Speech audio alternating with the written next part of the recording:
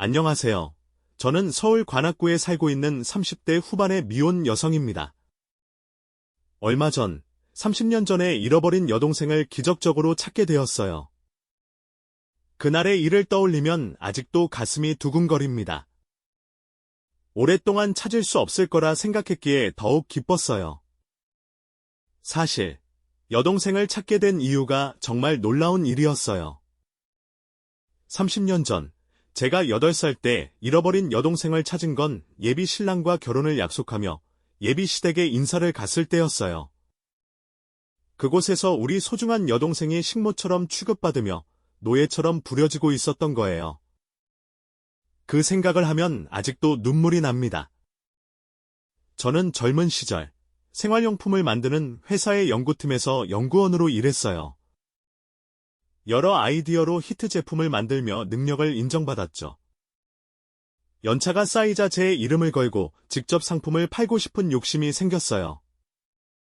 그래서 회사를 나와 사업을 시작했고, 많은 고생 끝에 나름 성공을 거두며 탄탄한 길을 걷게 되었어요. 자연스럽게 연애나 결혼은 뒤로 미뤄졌죠.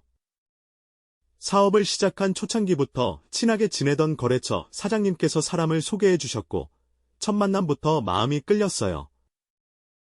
우리는 자연스럽게 연인 사이로 발전했고, 결혼을 약속하게 되었습니다. 그 사람도 저처럼 생활용품 회사를 운영하고 있었어요.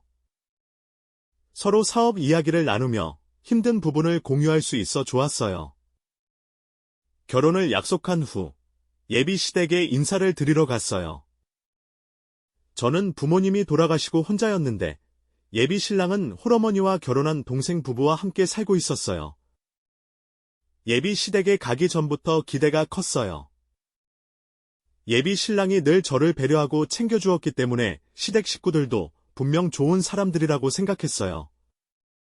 하지만 시댁의 첫 인상은 정말 최악이었어요. 시댁 식구들은 저에게 친절했지만 예비 시동생과 결혼한 동서를 대하는 모습은 실망스러웠어요.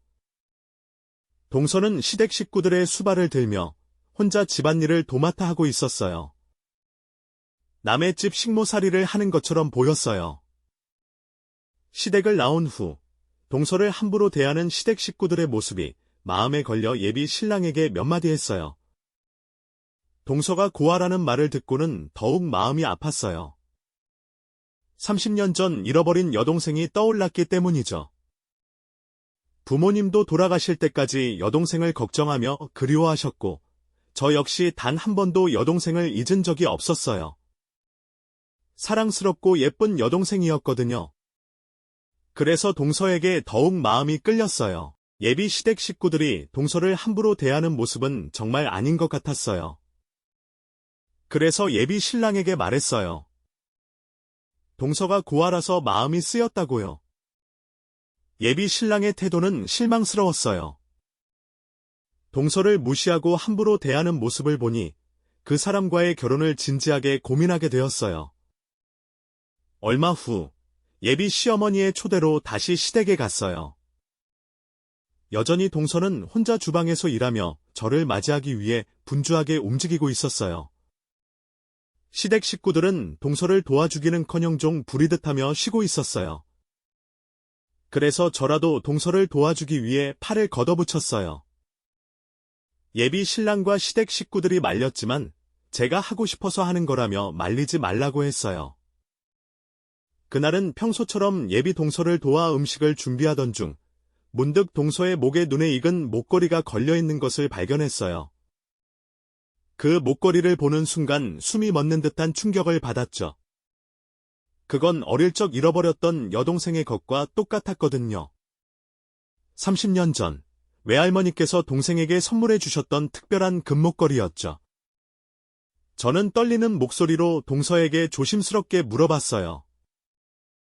동서, 미안한데 그 목걸이 어디서 난 거야?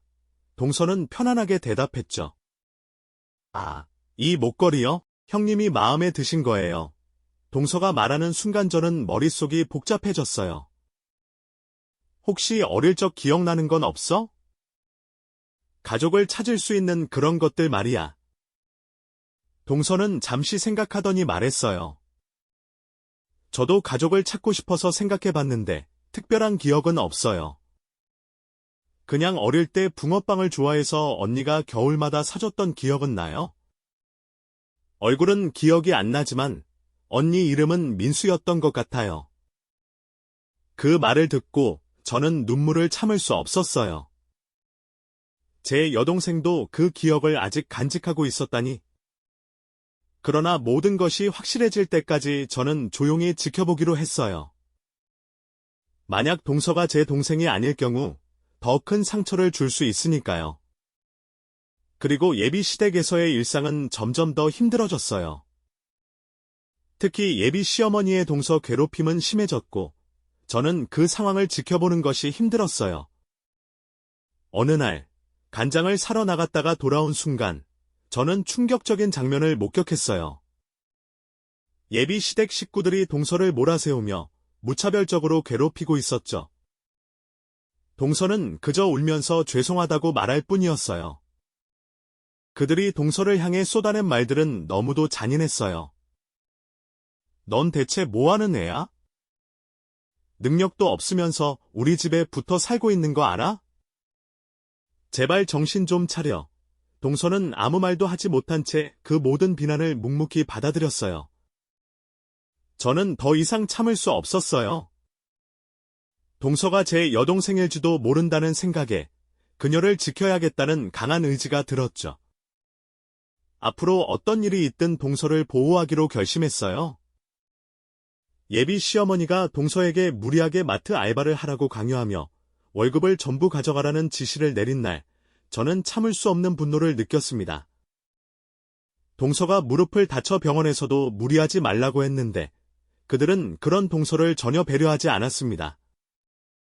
그날 밤, 저는 동서가 제 여동생일지도 모른다는 확신에 가까워졌습니다. 며칠 후, 저는 다시 예비 시댁을 방문했습니다. 동서가 혼자 집안일을 하고 있을 때 예비 시어머니가 국이 다 식었잖아. 당장 다시 떠와. 라며 동서의 얼굴에 국을 끼얹는 모습을 목격했어요. 그 순간 저는 참을 수 없는 분노에 눈앞이 깜깜해졌습니다. 예비 시댁 식구들이 동서를 노예처럼 부려먹는 모습에 치가 떨렸죠. 모두가 식사를 마친 후 동서는 남은 반찬으로 겨우 끼니를 때웠습니다. 저는 그런 동서를 보고 울컥하는 감정을 참기 어려웠습니다. 동서, 왜 복숭아 안 먹어? 달고 맛있는데 라고 물었더니 동서는 제가 복숭아 알레르기가 있어서 먹으면 두드러기가 나요 라고 대답했어요. 그 순간 저는 동서가 제 여동생임을 확신하게 되었습니다. 제 여동생도 복숭아 알레르기가 있었거든요. 다음 날 저는 동서에게 전화를 걸었습니다. 동서, 혹시 어머니나 서방님 계셔? 라고 물었고 동서는 아니요. 어머니는 친구 만나러 나가셨고 그이는 출근했어요. 라고 답했어요. 저는 진지하게 말했습니다. 동서, 사실 내가 동서의 친언니야. 동서는 깜짝 놀라며 물었어요. 형님이 제 친언니라니요? 무슨 말씀이세요? 저는 설명을 이어갔습니다. 내가 어렸을 때 여동생이 하나 있었거든. 근데 그 애가 어느 날 갑자기 사라졌어. 그 애도 동서가 하고 있는 똑같은 목걸이를 하고 있었어. 겨울마다 언니가 붕어빵 사줬다는 기억도 내가 동생에게 그랬었거든. 그리고 그 애도 복숭아 알레르기가 있었어. 동서는 충격을 받은 듯 입을 다물었습니다. 민수 언니? 정말 언니였어요? 저는 동서를 꼭 안아주며 눈물을 흘렸습니다. 그래, 민정아. 이제야 우리가 만났네. 오랜 시간 찾았어. 그 순간 우리는 다시 만난 가족임을 깨달았습니다. 이제 우리는 함께 이겨내고 서로를 지켜줄 수 있을 것입니다. 동서는 더 이상 혼자가 아니었고 우리는 가족으로서 함께 살아갈 것입니다. 동서와 전화통화를 하며 저는 동생이 사실 제 친동생 민정이라는 것을 확인할 수 있었습니다. 민정아, 내가 바로 내 언니야. 라는 말의 동서는 정말로 민수 언니야? 언니가 내 언니 맞아? 내 이름이 민정이고 우라며 놀라움을 감추지 못했습니다. 우리는 한동안 아무 말도 하지 못한 채 핸드폰을 붙잡고 울기만 했습니다. 그리고 그간의 이야기들을 나누었죠. 동생이 오해하고 있을까봐 동생을 버린 게 아니라 잃어버린 거라는 것을 몇 번이나 설명해 주었습니다. 또한 동생을 찾기 위해 가족들이 얼마나 열심히 노력했는지도 말해 주었습니다.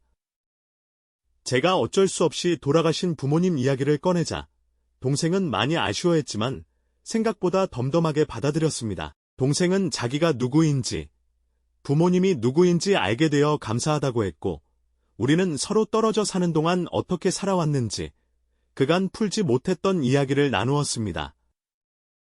동생이 쉬는 날, 우리는 마트 알바가 끝난 후 밖에서 따로 만나기로 했습니다. 동생에게 예비시댁 식구들에게 이 모든 사실을 비밀로 하라고 당부하면서요. 마침내 저희 집에서 동생과 만날 수 있었습니다. 비록 지금은 부모님이 안 계시지만 동생과의 추억이 깃든 그곳에서 이야기를 나누고 싶었습니다. 동생이 살던 방은 변하지 않고 그대로였어요. 그 방을 보여주며 저는 민정아, 정말 미안해. 언니가 우리 민정이를 너무 늦게 찾았어 라고 말했습니다. 그러자 동생은 언니, 괜찮아. 나는 지금 너무 행복해. 이렇게라도 가족들을 찾고 언니를 다시 만날 수 있어서 라고 대답했습니다.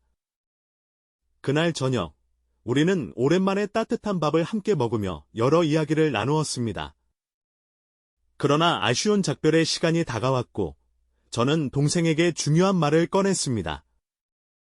민정아, 그 집에서 나오자. 이제 언니가 민정이 인생 책임져 줄게. 언니만 믿어. 동생은 놀란 표정으로 물었습니다. 언니, 정말 그래도 돼? 나 앞으로 언니랑 살아도 되는 거야. 저는 단호하게 말했습니다.